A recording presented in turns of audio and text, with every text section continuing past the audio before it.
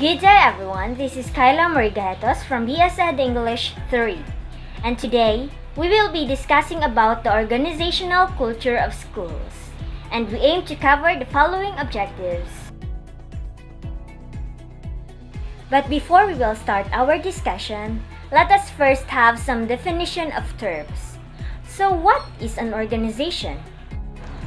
Organization is a number of people interacting with each other for the purpose of accomplishing some goal in their defined environment.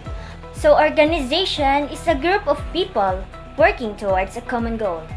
Next, what is an organizational culture? According to Haberman 2013, organizational culture can be found in shared relationships among colleagues, norms within the school environment, student and teacher relations, and sharing experiences.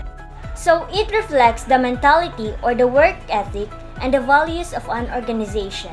For example, in some schools, you will enter their schools and you will feel welcome because the students are friendly, and although they don't know you, you will still receive a smile. But in other schools, you will feel like an intruder. So these differences are because of their organizational culture. According to Stephen Robbins, organizational culture is a system of shared meaning held by members that distinguishes the organization from other organizations. Henry Mintzberg, 1989, refers to culture as organization ideology or the traditions and beliefs of an organization that distinguish it from other organizations and infuse a certain life into the skeleton of its structure. In general, organizational culture refers to a set of common values, attitudes, beliefs, and norms, some of which are explicit and some of which are not. Overall, the organizational culture is a system of shared orientations that hold the unit together and give it a distinctive identity. Now, let us define what is school culture. So, school culture generally refers to the beliefs, perceptions, relationships, attitudes, and written and unwritten rules that shape and influence every aspect of how a school functions.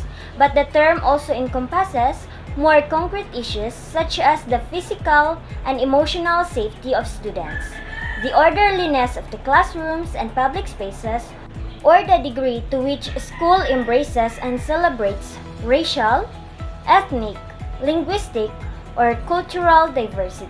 According to Spacey, school culture consists of the norms and shared experiences that evolve over school history. According to Scott and Marzano, school culture is reinforced by norms, expectations, and traditions, including everything from dress codes to discipline system to celebrations of achievement.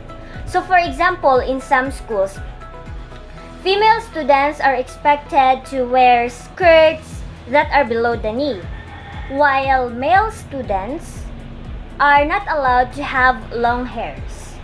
Next, according to Sophia J. 1985, school culture are built through the everyday business of school life. It is the way business is handled that both forms and reflects the culture. So culture is something that we create and shape. The norms, the beliefs, the values, the rituals, the ceremonies and symbols tells people how to act and tell them what is important.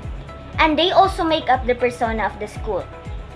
Schools can be compared to people in which each person has his or her own identity and personality, as well as schools also have its own identity and personality, and it also has its own way to do things.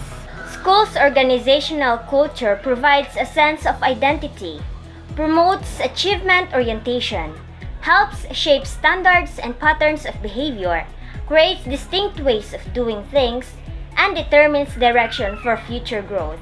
The organizational culture of schools is often taken for granted, but it is a subject that needs greater focus and understanding of school-based professionals. Now, who affects the school culture? So the values emanate from the school founders. So the values is originated from the founders. Next, the leader and the founder are considered to be a pattern, the one that shapes the culture. Then the teachers, the staffs, and the students. Now let us move on to positive culture. First is collegiality. So when we say collegiality, it's a companionship and cooperation between colleagues who share responsibility. So basically, it means that we are working on this together. Next is experimentation, which means that school welcomes mistakes as part of learning and it continues to improve and things are getting better because of experimentation. Third is high expectation. They said that high expectation is for high achievement. Fourth is tangible support. This means that these are the supports that are not only in words but also in action. It also means that there's always someone who is willing to help. The next one is trust and confidence. This means that the students can share their thoughts and they are confident that they will not be judged. Next is appreciation and recognition. So this means that teachers appreciate their students and reward them for their achievement. And students also appreciate and praise their teachers. Seventh is involvement and decision making. So everyone concerned should be involved in the decision making. Lastly, honest and open communication. So people feel comfortable in speaking up his mind and people can discuss their differences. So that's all for positive cultures. This is the end of my discussion and the continuation will be tackled by Mr. Glenmart Kinkileria.